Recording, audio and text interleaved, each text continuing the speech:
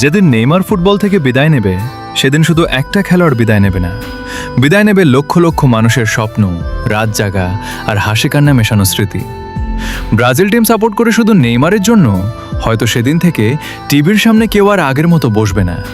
রাত 2টার ম্যাচ, যেখানে চোখে ঘুম কিন্তু মনে শুধু একটাই অপেক্ষা, আজ নেইমার কি ম্যাজিক দেখাবে। হয়তো কেউ আর সেই অপেক্ষায় থাকবে না।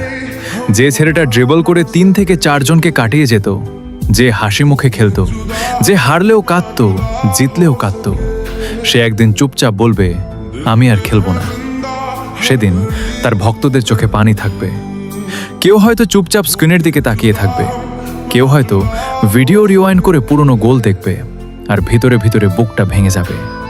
কারণ নেইমার শুধু একজন ফুটবলার না, সে একটা অনুভূতি, যার সাথে জড়িয়ে আছে হাজারো মানুষের কৈশোর, ভালোবাসা আর পাগলামি।